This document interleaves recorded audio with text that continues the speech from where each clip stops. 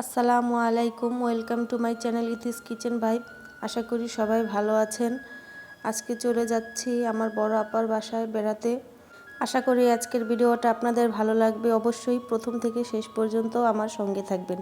আপার বাসায় চলে আসছি, আপার বাসায় এসে দেখি আপা পিঠার আয়োজন করেছে। আজকে রান্না হবে দেশি মোরগ আর হাঁসের মাংস, আর হবে চিতই পিঠা।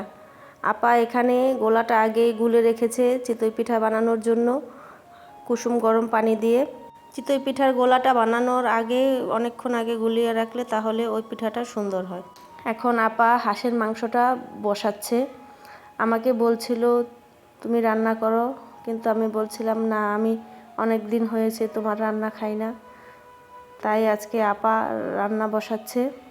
দেখুন আপা পরিমাণ মতো সব কিছু দিয়ে দিচ্ছে। এখানে 3টা হাঁস নিয়েছে। 3টা হাঁসের পরিমাণ মতো যা যা মশলা লাগে সব কিছু দিয়ে দিচ্ছে। প্রথমে পেঁয়াজ কুচি দিয়ে দিল, তারপর দিয়ে দিয়েছে গোটা গরম মশলা, দিয়ে দিয়েছে পরিমাণ মতো আদা রসুন বাটা, এখন হলুদের গুঁড়া মরিচের গুঁড়া দিয়ে দিচ্ছে। আজকে মেখে মাংসটা রান্না করা হবে। হাঁসের মাংসটা এভাবে রান্না করলেও খুব ভালো লাগে। আর দিয়ে দিল স্বাদ মতো লবণ। আপা সব কিছু পরিমাণ মতো দিয়ে দিল। এখন দিয়ে দিবে সয়াবিন তেল। আপা তেলটা একটু কমিয়ে দিচ্ছে, কারণ হাঁসের মাংসে এমনিতেই অনেক তেল থাকে। আশা করি আজকের সবগুলো রান্নাই আপনাদের খুব ভালো লাগবে। এখন ভালো করে মেখে নিল। আমার আপার হাতে একটু সমস্যা, তাই আমি ভালো করে মেখে দিলাম। মেখে এখন হাতটা ধুয়ে সামান্য একটু পানি দিয়ে দিলাম আর কড়াইটা চুলাতে বসিয়ে দিলাম। আমার ভিডিওটা ভালো লাগলে অবশ্যই আমার চ্যানেলটা সাবস্ক্রাইব করে দিবেন। আর চুলাটাও জ্বালিয়ে দিলাম। এখন ঢেকে দিলাম, বলক আসা অবধি অপেক্ষা করব। আরেকটা চুলায় আমার ভাবি মুরগির মাংসটা রান্না করছে। এখানে পেঁয়াজ দিয়ে দিয়েছে, গোটা গরম মশলাও দিয়ে দিয়েছে, আর দিয়ে দিল আদা রসুন বাটা।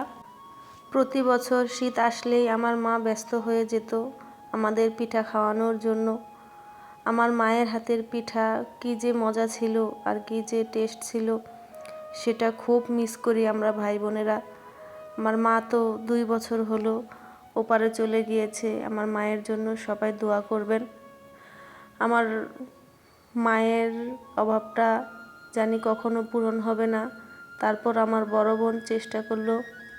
বড় বোন যেহেতু মায়ের মতো, তাই বড় আপাই এই বছর শীতের প্রথম পিঠা বানিয়ে খাওয়ালো।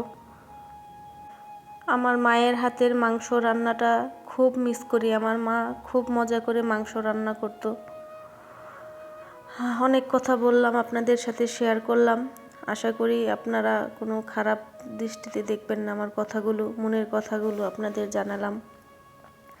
এদিকে ভাবি কাঁচামরিচ কয়েকটা ভেঙে দিয়ে দিল মাংসতে। মাংসটাও দিয়ে দিয়েছে। মুরগির মাংসটা কষাতে দিয়ে দিয়েছে। কষানো হতে থাক। এদিকে হাঁসের মাংসটাও কষানো হচ্ছে, নেড়ে দিল। দেখুন আমার আপা অনেকগুলো মুরগি পালে।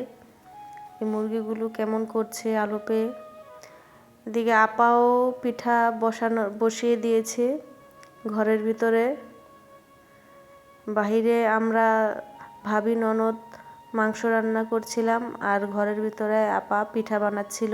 পিঠাগুলো খুব সুন্দর হচ্ছিল। প্রত্যেকটা পিঠা ফুলকো ফুলকো হচ্ছিল।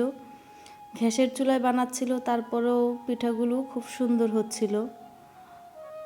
আমার বড় আপাও খুব সুন্দর সুন্দর পিঠা বানাতে পারে।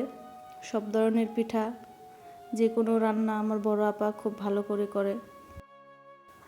এদিকে মাংসটাও কষানো হয়ে গেছে। ভাবি পরিমাণ মতো পানি দিয়ে দিল। এখন এটা ঢেকে দিল। অপেক্ষা করব যতক্ষণ পর্যন্ত মাংসটা পুরোপুরি রান্না হয়। এদিকে হাঁসের মাংসটাও কষানো হয়ে গেছে। হাঁসের মাংসতেও দিয়ে দিল পরিমাণ মতো পানি। আমি যেহেতু ভিডিও করছিলাম, তাই ভাবি এদিকে দেখছিল রান্নাটা। দেখুন এদিকে মুরগিটাও হয়ে গেছে। মুরগিটা নামিয়ে নিল আর কিছু জিরা ভেজে নিচ্ছে। জিরাটা গুঁড়ো করে মাংসতে দেয়া হবে। হাঁসের মাংসটাও হয়ে গেছে। হাঁসের মাংসটা একটু নেড়ে এখন চুলাটা বন্ধ করে দিবে। বন্ধ করে এই যে ভাজা জিরাটা গুঁড়ো করে নিয়েছে সেটা দিয়ে দিল। এই ভাজা জিরাটা গুঁড়ো করে দিলে মাংসের স্বাদটাও বেড়ে যায় আর এটার স্মেলটাও সুন্দর আসে। দেখুন সবাই খেতে বসছে। এখানে আমার ভাই, দুলাভাই, তারপর আমার বেয়াই, আমার হাজবেন্ড সবাই খেতে বসছে। সবাই খুব প্রশংসা করছিল রান্নার। দেখুন সবাই খুব আনন্দ করে খাচ্ছে।